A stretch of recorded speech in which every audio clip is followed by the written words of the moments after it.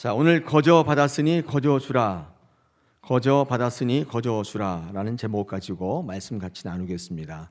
총동원 전도 선포 주일인데 듣기는 거창하게 들리는 것 같은데 특별한 날 아닙니다. 그저 평상시와 똑같습니다. 마음을 합해서 생명을 살리자 이렇게 선포하고 단합하는 것뿐입니다. 전도는 특별한 게 아닙니다. 전도는 신앙적인 어떤 명령이나 교리가 아니라도 우리의 성도의 삶 속에 구원을 받았다고 생각한다면 너무나 당연한 것이기에 특별한 게 아닌 것입니다. 왜 그렇습니까? 우리가 예수 그리스도의 십자가의 보혈로 구원을 받았습니다. 그 구원에 이르기까지 사실 돌아보니까 우리가 한 일이 없어요.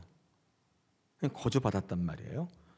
우리가 누리고 우리가 엄청나고 소중한 것들을 얻었다면, 공짜로 얻었다면, 거저 얻었다면, 그럼 이거 뜻이 뭐냐면요, 너희도 누구에게 거저 주라는 명령이 그 안에 같이 있어요.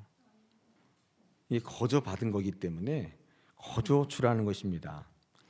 여러분, 세상에서도요 나쁘게 생각하는 사람들이 있잖아요. 어떤 사람이죠? 좋은 거 자기만 알고 있는 사람이 있죠. 공유하지 않는 분들, 세상에도 그런 분들 보면 질이 안 좋다고 그러죠. 맛있는 음식점 혼자만 알고 있는 분 있잖아요. 그래서 혼자만 가서 먹고 사고 오시는 분들 별로 안 좋죠. 그런 분들 보면 좋다고 그래요.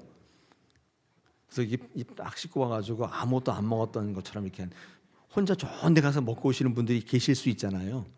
질이 안 좋죠. 그런 분 사귀면 안 됩니다. 네. 같이 가야죠. 같이 먹자고 해야죠. 돈을 누가 내든지 간에 그런 데 있다고 공유해야 되지 않습니까? 그런데 혼자만 이렇게 알고 계시면 좋은 거 혼자만 알고 있는 분들, 세상에서도 그런 분들을 좋다고 하지 않습니다. 하물며 영생의 복을 누리고 있는데 내가 한 게 없어요. 거저 받았어요. 근데 입을 꾹 다물고 있다면 그건 뭘 의미하냐면 영생이라고 생각하지 않는 거예요. 구원받았다고 하는 증거가 내게 나타나지 않는 것으로 봐도 무방하지 않겠습니까? 우리는 특별한 명령이 아니라도, 우리가 배우는 특별한 어려운 교리가 아니라도 구원을 얻었다고 생각하는 모든 성도는 전도할 수밖에 없는 것입니다. 오늘 성경 말씀에서 주님께서 제자들을 부르시고 그들에게 너희가 받은 것을 전하고 전파하고 말씀하라, 명령하고 있어요. 우리 7절에 보니까 뭐라고 말씀하고 있습니까? 7절에서 오늘 주시는 말씀 7절에 보니까 가면서 전파하여 말하라. 천국이 가까이 왔다 말하라. 주님께서 우리에게 명령하시고 있습니다.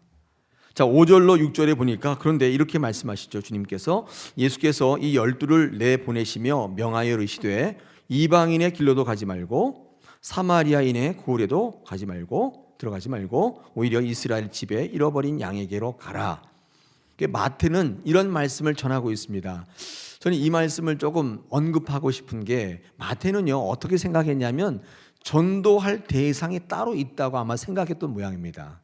이 마태는 유태인으로서 유태 우월주의자였습니다. 그러니까 유대에만 구원이 있다 이렇게 생각했던 아마 그런 유대인이었을 겁니다. 그래서 이방인이나 사마리아 사람보다도 이스라엘 유대인에게 가서 먼저 전도하라. 아마 그렇게 유대 우월적 전도관에서 벗어나지 못하는 그런 신학의 소유자였는지 모릅니다. 그런데 이 같은 본문을 기록하고 있는 마가복음이나 누가복음에는 이 말이 빠져 있어요. 이 전도가 뭐냐면 자기의 신념이나 자기의 판단에 따라서 대상자를 고르는 게 아니에요. 이유가 뭘까요? 여러분, 대상자를 고르신다면 여러분 구원 받으실 수 있었겠어요? 여러분이 자격이 있어요? 구원 받을 자격이? 하나님의 나라에 들어갈 자격이 있어요? 여러분 자격이 있어서 골림을 받으신 거예요? 선택받으신 거예요? 하나님께서 여러분에게 뭐 어떻게 주셨다고요? 거저 줬다는 거예요. 자격이 있어 준 게 아니에요. 거저 줬기 때문에 우리가 이것을 나눠줄 때 이것을 받을 만한 자격이 있는 사람이란 따로 있는 게 아니에요. 우리가 자격이 있어 부름받은 게, 불림을 받은 게 아니라는 사실을 잊어서는 안 돼요. 전도함을 받지 않아도 되는 사람은 없어요. 우리가 자격이 없지만 부르심 받은 것처럼 아무 조건 없이 거저 주셔야 돼요. 그게 여러분의 구원의 전제 조건입니다. 따라서 전도는 우리의 신념이나 기준이나 형편에 따라 하는 게 아니에요. 하나님께서 우리에게 값없이 주신, 거저 주신 그 구원에 감격하여 거저 주는 거예요. 주님의 부르심에 응답으로 하는 것입니다. 할렐루야. 그러므로 부르심과 응답의 원리로 전도하셔야 돼요. 하나님께서 어떤 일을 하실 때 첫 번째 우리에게 부르셔요. 부르시는데 우리는 거기에 응답하시는 겁니다. 모세가 그랬고, 이사야가 그랬고, 호세아가 그랬고, 사도 바울이 그렇게 부름을 받았습니다. 그리고 거기에 응답했어요. 생각해 보십시오. 모세나 이사야나 호세아나 사도 바울이 형편이 없었던 거, 뭐 사정이 없는 건 아니었는데 아무튼 응답했습니다. 응답할 때 하나님께서 그들을 제자 삼으시고 그들에게 하나님의 일을 맡기셨다는 것입니다. 능력이 없지만, 자격이 없지만 오늘 본문에 나오는 제자들은 한결같이 이렇게 하나님에게 일방적으로 부르심을 받은 사람들입니다. 거기에 응답한 사람들을 우리가 뭐라고 불러요? 뭐라고 불러요? 제자라고 부르는 거예요. 여러분, 우리가 잘 알고 있는 베드로와 요한도 고기 잡는 현장에서 부르심을 받고 바로 응답해요. 오늘 마태복음 10장인데 여기 색깔 필해 놓으시고 마태복음 4장으로 한번 가보십시다. 마태복음 4장에 가보니까 18절에 베드로와 요한이 예수 그리스도에게 부르심을 받는 장면이 나오죠. 마태복음 4장 18절에서 20절을 제가 한번 읽어보겠습니다. 갈릴리 해변에 다니시다가 두 형제 곧 베드로라 하는 시몬과 그의 형제 안드레가 바다에 금을 던지는 것을 보시니 그들은 어부라. 말씀하시되 나를 따라오라. 내가 너희를 사람을 낚는 어부가 되게 하리라 하시니 그들이 곧에다가 동그라미 그물을 버려두고 예수를 따르니라. 주님이 부르시고 베드로와 요한은 곧 응답했어요. 즉시로 응답했어요. 여러분, 그 밑에 21절 보겠습니다. 세베대의 아들 야고보와 요한도 그러했습니다. 21절 제가 읽어보겠습니다. 거기서 더 가시다가 다른 두 형제 곧 세베대의 아들 야고보와 그 형제 요한이 그의 아버지 세베대와 함께 배에서 금을 깁는 것을 보시고 부르시니 그들이 곧 배와 아버지를 버려두고 예수를 따르니라. 예수님이 부르실 때 바로 응답했어요. 뭐 생각하고 따지고 계산하지 않았어요. 이것저것 살펴보지 않고 곧 응답했어요. 이건 마태도 마찬가지입니다. 마태는 세리를 보다가 예수님의 부르심을 받고 곧 응답해요. 마가복음으로 한번 가보겠습니다. 마가복음 2장 14절에서 예수님 또 이렇게 말씀합니다. 우리 마태복음을 조금 뒤로 넘기시면 마가복음 2장 14절에 이렇게 말씀하시죠.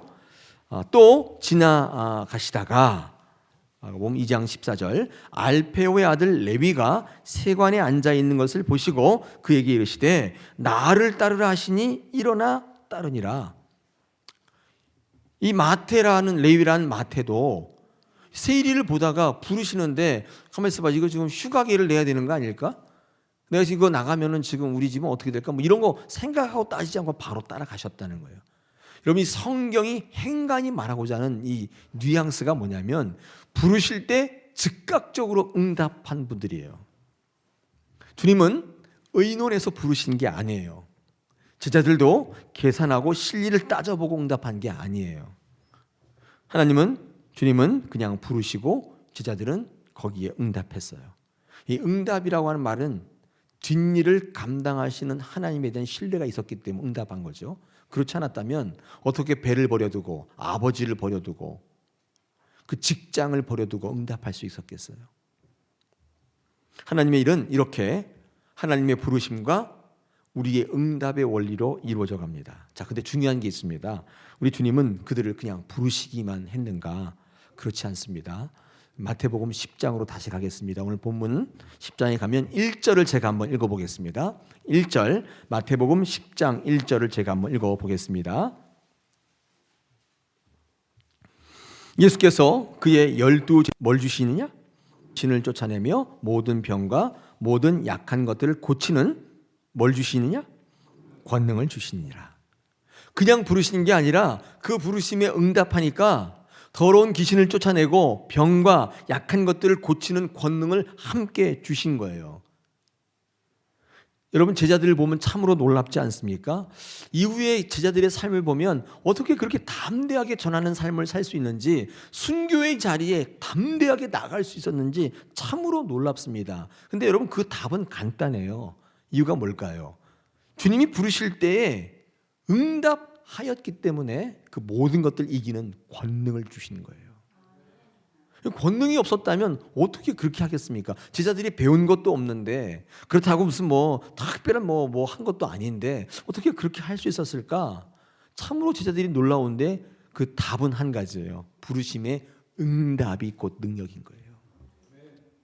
부르실 때 제자들이 이것도 생각해보고 저것도 생각해보고 계산해보고 따져봤다면 그 부르심에 응답할 수 있었겠습니까? 여러분, 응답할 때 중요한 요소가 즉각적인 응답이에요. 왜냐하면 딜레이가 되면 응답할 수 없어요.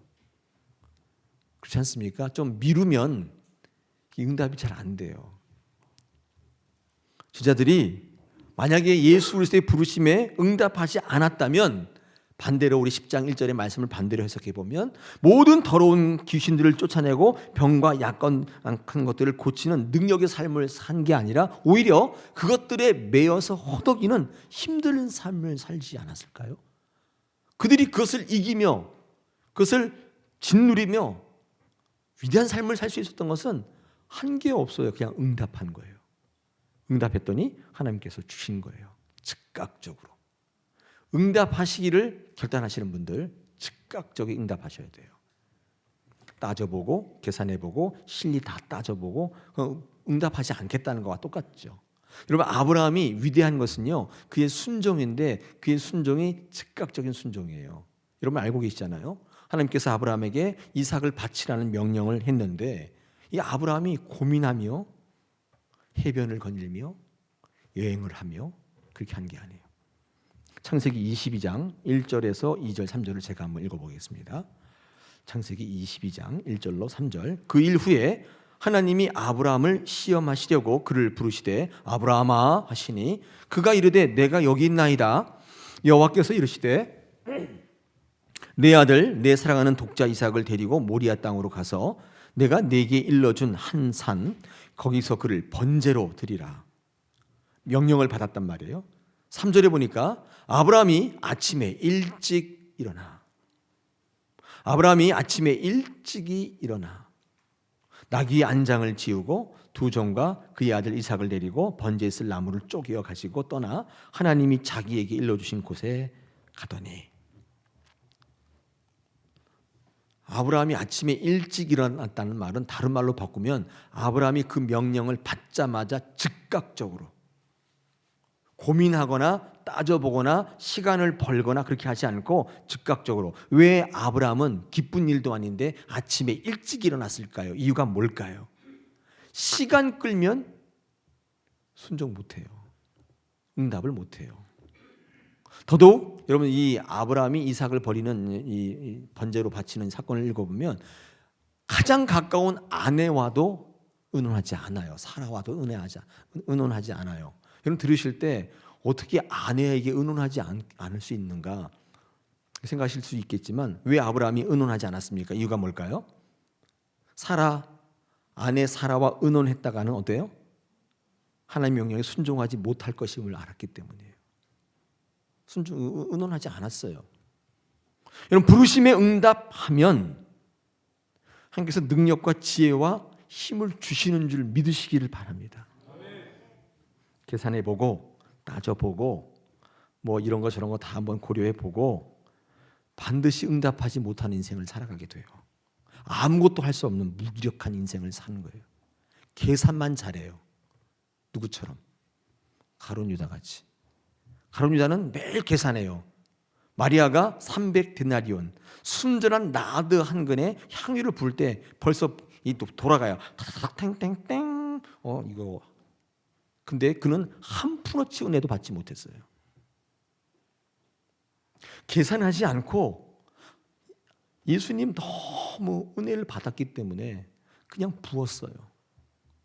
이거 뭐 이게 얼마인가 도량 뭐 이게 3천만 다 따져보면 그 부을 수 있었겠어요? 근데 이거 부으면 시집갈 뭐 부을 수 있었겠어요? 그때 이 마리아에게 임한 이 축복은 엄청난 거예요. 하나님의 말씀이 증거되는 그곳에 네 이름이 기억되리라. 이게 따지고 계산하는 애가 아니에요. 우리는 예측 불가능의 두려운 시대를 살아가고 있습니다. 어떻게 말하고 행동하고 결정할까? 오늘 본문 19절 20절 제가 한번 읽어보겠습니다. 마태복음 10장 19절로 20절에 이렇게 마태는 권면하고 있습니다. 오늘 마태복음 10장 19절 20절 제가 읽어보겠습니다. 너희가 넘겨줄 때에 어떻게 또는 무엇을 말할까 염려하지 말라. 그때에 너희에게 할 말을 주시리니 말하는 이는 너희가 아니라 너희 속에서 말씀하시는 이 곧 너희 아버지의 성령이시다. 아멘. 여러분 이 예측 불가능한 시대에 여러분 어떻게 말하고 어떻게 행동하실 겁니까? 이걸 어떻게 결정하실 거예요? 성령께서 알려주신다는 거예요. 누구에게? 부르심에 응답하는 자들에게 말할 것을 행동할 것을 알려주시겠다는 거예요.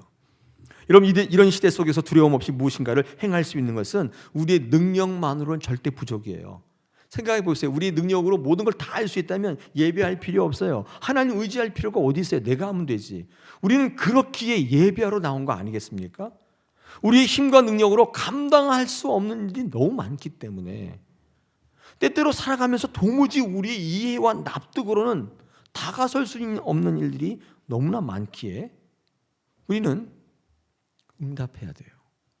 주님께서 부르실 때 응답하셔야 돼요. 끝까지 버티실 필요가 없어요. 여러분 능력이 필요합니다. 지혜가 필요해요. 여러분 이것이 어디서부터 오는가? 오늘 성경 말씀은 우리에게 뭐라고 전합니까? 하나님의 부르심에 응답할 때 온다는 거예요. 할렐루야. 비결입니다. 오늘 청동원 전도 선포 주일에 우리 전도하자고 제가 동원하는 게 아니에요. 이 전도가 어떤 성도의 삶의 위치를 차지하고 있는지를 제가 말씀드리는 거예요. 여러분 성도라고 해서 세상에 어려운 게 없어요? 있잖아요. 근데 성도가 늘 승리하는 삶을 살았던 이유가 뭔가를 살펴보니까 하나님이 우리를 부르실 때 그는 즉각적으로 믿음을 가지고 응답할 때 그때 능력을 부어주시더라는 거예요.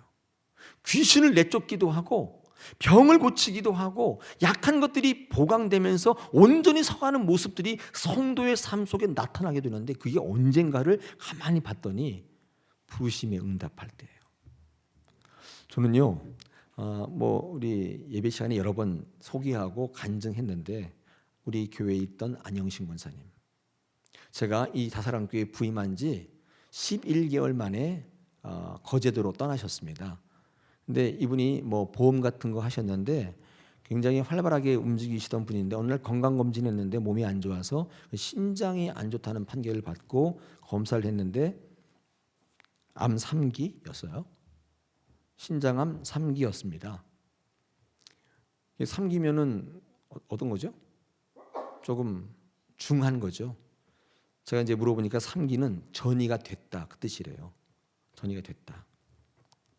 그래서 이제 거제도로 내려가시고 직장 그만두시고 여기 사시다가 거제도로 내려갔는데 가보니까 옆에 교회가 있더래요. 조그만 교회가 있어서 교회는 다녀야 하겠기에 그 교회에 출석했는데 그 교회가 모든 성도를 전도자로 이런 모토 가운데 목회하시는 목사님이 이게 목회하시는 교회였다고 그래요. 그래서 출석하자마자 전도자로 부름받았대요. 전도자로 부름받았는데 이분이 나는 암 환자니까 나는 힘이 없으니까 나는 지금 치료하러 왔으니까 계산하고 따지지 않고 그냥 그 부르심에 응답했더래요. 아무것도 따지지 않고 계산하지 않아요. 그랬더니 이분을 모시고 버스로 2-3시간 다니는 대로 막 오가면서 전도 훈련 시키시는데 부르심에 응답했대요. 그랬더니 암이 없어졌대요.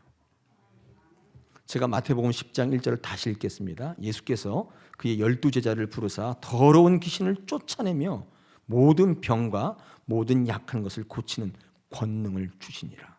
아멘. 오늘 저와 여러분은 하나님의 부름을 받고 있는 것입니다. 그 옛날 제자들을 부르신 것 같이 여러분의 삶의 자리에서 신앙의 자리에서 우리를 지금 부르고 계세요. 응답하시기 바랍니다. 어떤 게 여러분을 방해하십니까? 뭐가 그렇게 두려우십니까? 그때 하나님께서 우리에게 모든 것을 이길 능력을 주실 줄로 믿습니다. 그럼 올해 청동원 전도는 제가 이름을 그렇게 붙였어요. 1391로 읽으시면 안 되고 1391으로 읽으셔야 돼요. 1391 전도입니다. 한번 따라해 볼까요? 청동원 전도는 1391 전도다. 해석해 보면요, 한 구역이 세 가정을 구원한다입니다. 이제까지 청동원 전도는 개인이 태신자를 정하고 기도하고 품고 있다가 특정 초청일에 교회를 인도하는 그런 전도였다면, 이제 전도는 제가 이제 자사랑교회 3년 목회해 보니까 이건 좀 안 되겠다, 그런 판단이, 목회적인 판단이 들었어요. 그래서 기도하는 가운데 제일 먼저 하나님께서 제게 뭘 사인을 주셨냐면 구역을 바꾸라고, 그런 사인이 하나로 뭉쳐서. 그래서 제가 어떻게 바꿀까요? 생각을 해보니까 전 구역원들이 하나로 뭉쳐서 한 가정을 전도하는 것으로 제 마음속에 이렇게 응답이 있었어요. 구역원들과 연합해서 한 가정을 인도하는 구역전도예요. 한 분이 한 사람씩 달라붙어서 난 말도 잘 못하는데 뭐 이런 거 이유 때문에 응답에, 부르심에 응답하지 못하는 분들이 참으로 많이 계시더라는 거예요. 여러분, 새롭게 편성된 구역은 이제 여러분 예배 끝나시면 밑에 내려가신 벽에 붙어 있어요. 여러분 이제 구역이 다 해체가 되고 다시 새롭게 제2기 구역이 시작되는데 좀 신선하겠죠? 이제까지 친하게 지내신 분도 좀 결별하시고 이별하시고 그렇지 못한 분과 만나서 사귀시는 계기가 될 텐데, 왜냐하면 너무 친한 분들만 같이 있으면 너무 그렇잖아요. 좀 떨어지셔서 다른 분도 좀 보시고, 또 이 지역별로 묶었어요. 특징은 지역별로 묶었기 때문에 같은 아파트 또는 같은 지역에 사시는 분들이 대부분일 거예요. 교류가 있거나 또 친분이 있는 지역에 있는 불신 가정들이 있지 않습니까? 근데 그 지역에 사는 분들이 힘을 합해서 그 한 가정을 주께로 인도하는 겁니다. 참 쉽죠? 네. 네. 안 쉬워요? 네, 쉽죠. 우리 교회가 감당할 수 있는 전도 법이라고 생각이 되는데, 어쨌든 하나님께서 이렇게 말씀하실 때 이것을 이루는 가장 좋은 또 제도와 방법과 시스템은 아무튼 우리가 어떻게 운영하는가에 따라 달라질 텐데, 우리 교회가 오늘 구역을 새롭게 개편하고 또 전도와 또 새 가족이 잘 정착하고 장기적으로 나오지 않은 분들이 교회에 출석하는 그런 구역 체제로 한번 가고자 합니다. 이런 부르실 때에 담대하게 응답하시기를 축원합니다. 오늘 우리 본문을 같이 공부하는데, 설교를 듣는데 이 전도를 감당할 때 몇 가지 원리가 있어서 제가 소개하고자 합니다. 짤막짤막하게 제가 소개를 할 텐데 우리 한번 잘 적어 놓으셨다가 이렇게 한번 전도하면 좋겠다, 원리를 조금 같이 배우는 시간이 되기를 원합니다. 여러분, 제가 7가지 정도의 원리를 소개할 텐데 이 모든 원리를 한 가지로 말한다면 전도는요, 하나님만 바라보는 원리예요. 그러니까 하나님의 일이에요. 이게 전도의 원리예요. 내가 책임지는 게 아니라 하나님이 바라보는 게 전도라는 사실을 이 7가지 원리가 한결같이 우리에게 설명하고 있습니다. 먼저 8절에 보니까 하반절에 뭐라고 되어 있습니까? 거저 받았으니 거저 주라. 제가 이거를 제일 중요한 전도의 원리라고 삼습니다.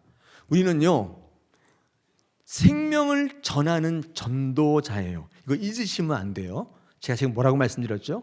생명을 전하는 전도자지 생명을 만드는 생산자가 아니에요. 전도하다 보면 많은 분들이 착각하시는 분이 있어요. 내가 생명을 만드는 줄 알아요. 여러분, 만드는 생산자라면 뭘 책임져야 돼요? 제품을 책임져야 되잖아요. 우리는 생산자가 아니에요.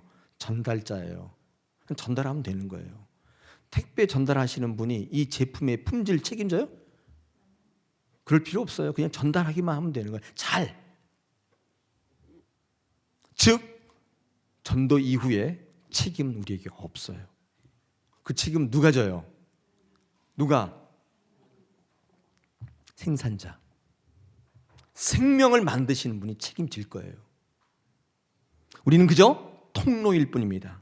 하나님 우리를 통로로 쓰시기를 원해요. 우리에게 뭔가를 새롭게 만들어내라고 한 적이 없어요.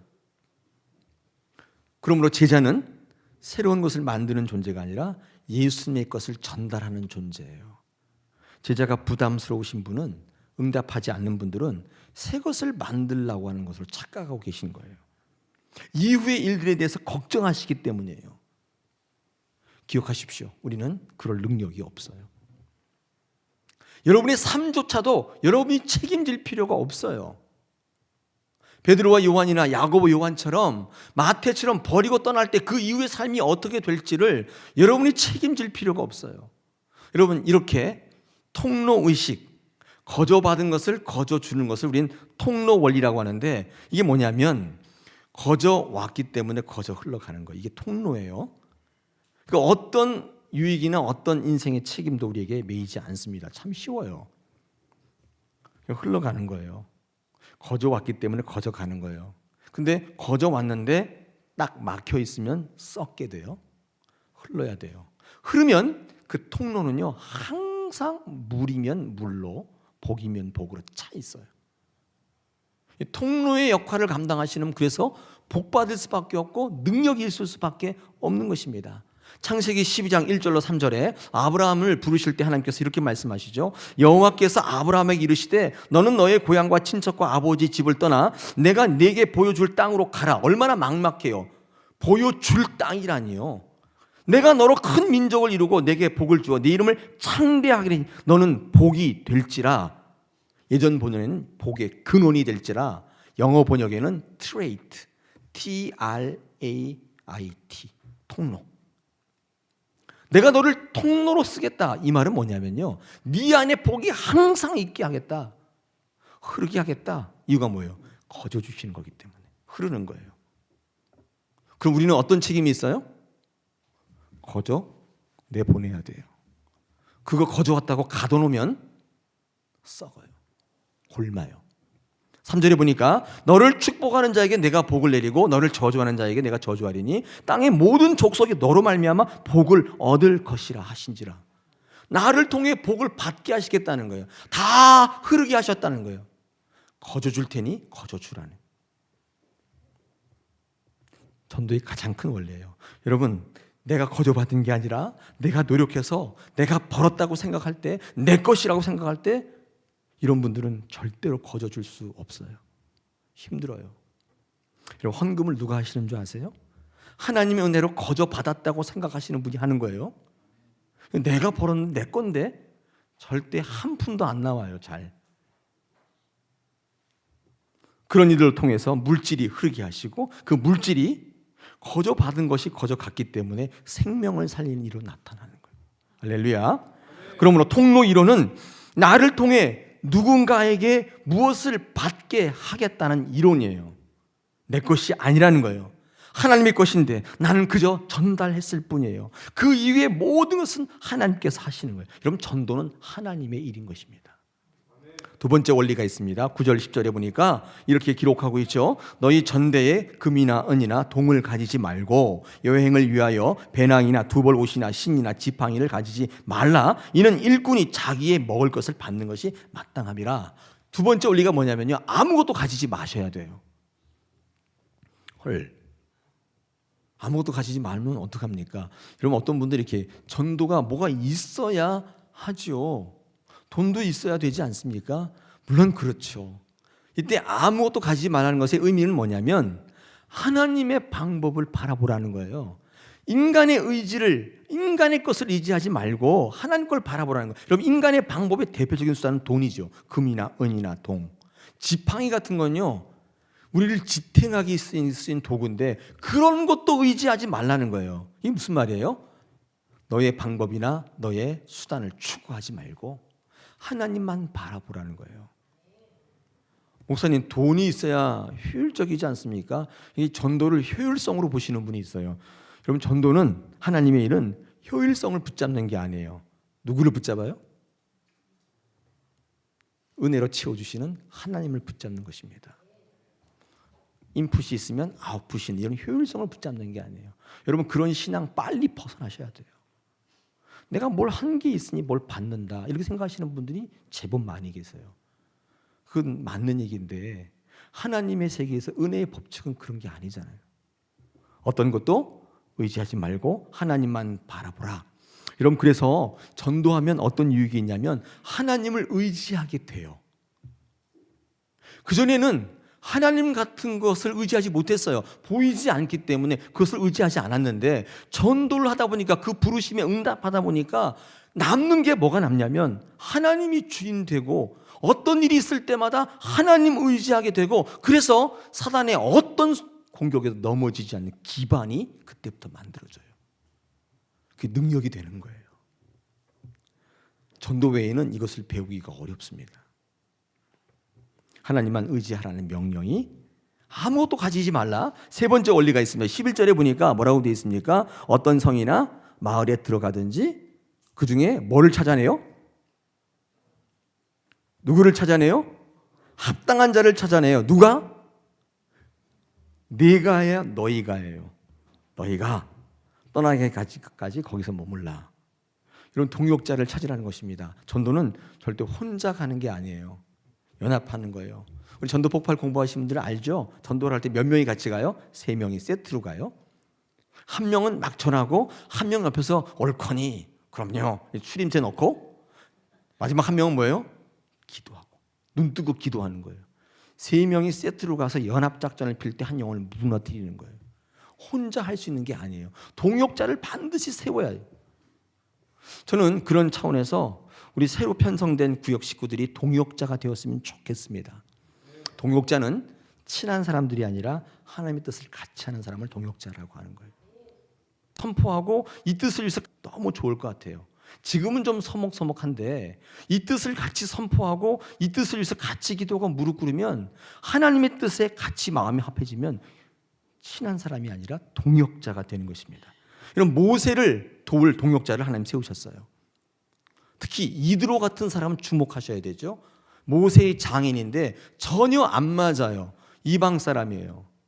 물론 자기의 장인이긴 한데, 그 장인이 하는 말을 잘 듣고 이 모세는 전체를 다스릴 행정구역 개편을 이루죠. 이방 사람이 머리에서 나온 거예요. 여러분, 이게 동역자예요. 친하지 않습니다만은 동역자인 것입니다. 사도 바울에게 바나바를 붙여줍니다.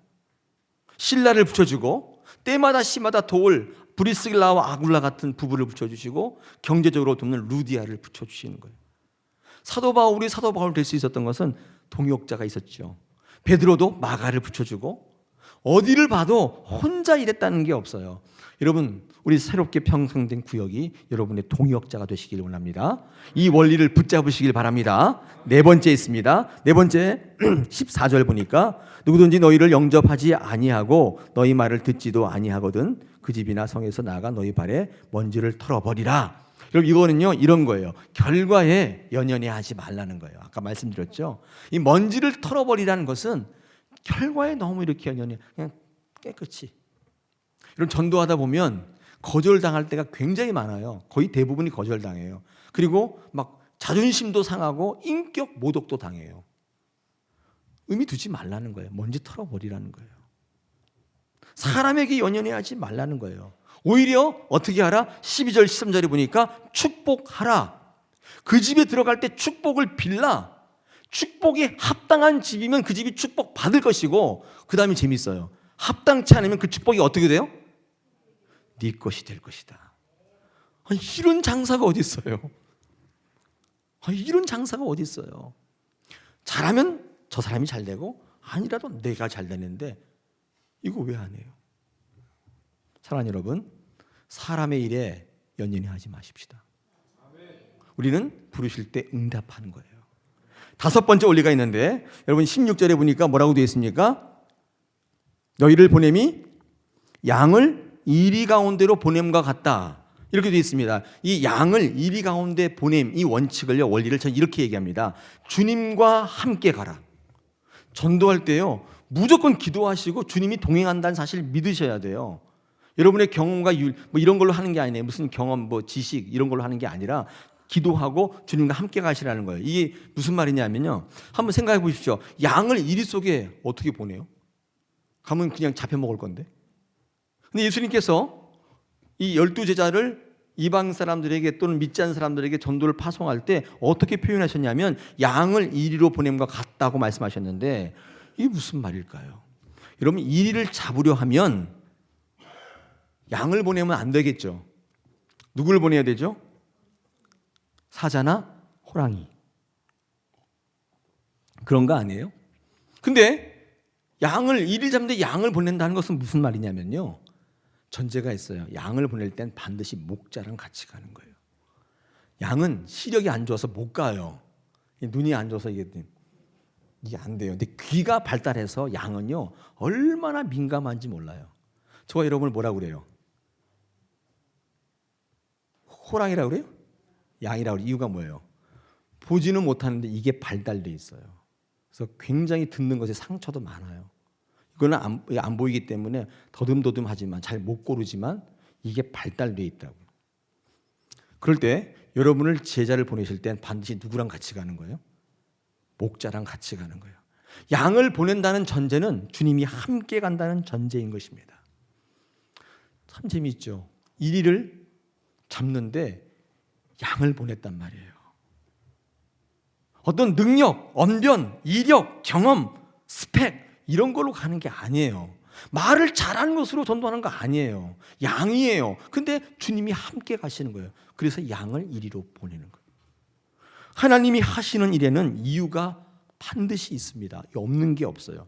뜻없는 일을 하시지 않잖아요. 우리가 그 이유를 모를 뿐이에요. 우리는 부르실 때 응답하게 되면 주님을 바라보게 되는 거예요. 주님이 하시는 일을 체험하게 되는 거예요. 저는 이 총동원 전도를 통해서 여러분이 그 사실을 체험했으면 좋겠어요. 이 다사람께 누가 와서 채워주고 그걸 떠나서 우리 한 분 한 분이 이게 능력이로구나, 이것들을 체험하는 2018년도에 총동원 전도가 되었으면 좋겠습니다. 사자와 호랑이가 되려고 하지 마시고 하나님과 함께 가는 양이 되시길 축원합니다. 자, 6번째 원리가 있습니다. 이게 우리 16절 하반절에 보니까 뭐라고 되어 있어요? 그러므로 너희는 뱀같이 지혜롭고 비둘기같이 순결하라. 저는 이거를요, 제목을 붙인다면 보완성, 연합성이라고 얘기해요. 지혜로워도 안 되고 지혜롭기만 해도 안 되고 순결하기만 해도 안 된다는 거예요. 전도는 수많은 다양한 사람들을 대하기 때문에 연합되어지고 보완되어져야 할 수 있는 일입니다. 이게 무슨 말이냐? 특별히 이 말을 읽을 때 우리가 당혹스러운 것은 이 뱀처럼 지혜롭다는 말 때문에 그래요. 사탄으로 대변되는 이 뱀이 지혜롭다 이렇게 하라, 마음이 확 걸리죠. 그죠? 주님은 전도할 때 뭐라고 말씀하시냐면 뱀의 지혜만을 이야기하지 않고 비둘기의 순결함도 같이 얘기하고 있다는 것을 여러분 주목하셔야 돼요. 그러니까 이런 거예요. 그럼 뱀이 지혜로워요? 안 지혜로워요? 빨리 얘기해 보세요. 안 지혜로워요? 지혜로워요. 근데 죽이는 지혜예요. 꼭 기억하셔야 돼요. 지혜 두 가지가 있어요. 지혜가 있는데 살리는 지혜가 있고 죽이는 지혜가 있어요. 이 사람 죽이는 사람들 얼마나 지혜로운지 몰라요. 그냥 머리가 팍팍팍 돌아가요. 그것도 지혜인데 죽이는 지혜. 주님이 이 뱀의 지혜를 말씀할 때, 그리고 이어서 비둘기의 순결함을 얘기할 때 이 두 가지가 보완이 되는데 이렇게 말씀하는 거예요. 순결이 없는 지혜. 뱀의 지혜는요, 순결이 없는 지혜예요. 그렇게 되면 그 지혜는 반드시 사람을 망치게 돼 있어요. 순결 없는 지혜는 반드시 배신자로 갑니다. 이런 배신하는 사람들은요, 얼마나 지혜로운지 몰라요. 근데 순결함이 없기 때문에 배신자가 되는 거예요. 그러므로 뱀처럼 지혜로우며 비둘기처럼 순결하는 두 가지의 보완이 되어야 돼요. 여러분, 비둘기가 순결합니까? 안 합니까? 순결하죠. 사실은 더럽다 그래요. 순결해요. 순결의 상징이에요. 그런데 여러분, 비둘기는 무력하고 어리석어요. 인간이 다가가도 먹는 일에 열중하고, 그죠? 도망가지를 않아요. 우리는 비둘기 안 잡아보면 문화권이니까 괜찮은데 비둘기를 잡아먹는 문화권을 하면 비둘기가 어떻게 돼요? 너무 쉽게 당해요. 이 순결인데 지혜가 없는 순결의 종말인 거예요. 순결만으로도 전도 못해요. 뭐가 있어야 돼요? 지혜가 있어야 돼요. 지혜 없는 순결은 이리때의 공격에 습격에 쉽게 당하는 무능으로 나타나요. 그런 분들 많아요. 교회 다니는데 이런 말씀 죄송한데 너무 어리석어요. 근데 너무 신앙을 심은 좋은데 어리석어가지고 맨날 당해요. 이게 알고 당하는 거하고 모르고 당하는 건 다른 거예요. 지혜 있는 순결이 필요한 것입니다. 순결 있는 지혜가 있어야 끝까지 주님 붙잡는 거예요. 지혜가 없으면 순결 가지고 매일 쓰러지고 넘어지고 그 일을 반복하는 거예요. 여러분, 전도할 때 필요한 것은 생명을 살리는 순결한 지혜이고 어떤 사단의 공격에도 흔들리지 않는 지혜 있는 순결인 것입니다. 여러분, 이 말씀을 우리 구역 식구들이 한번 같이 나눠보시길 바랍니다. 어떻게 우리에게 주시는 이 말씀을 이룰까? 마지막 7번째로 보니까 17절 19절에 핍박이 있다고 얘기합니다. 전도하려고 나서면 반드시 핍박이 있다고, 걱정하지 말라고. 그걸 누가 알려주신다고요? 성령께서 알려주신다 말씀합니다. 우리는 전도의 삶을 살기로 이 시간 다시 한번 결단하는 시간입니다. 여러분이 구원받았다는 것을 인정한다면 한번 전도의 삶을 살아보십시다. 거저받았으니 거저 주십시다. 하나님께서 거기 가운데 능력이 드러나게 하실 것을 믿습니다.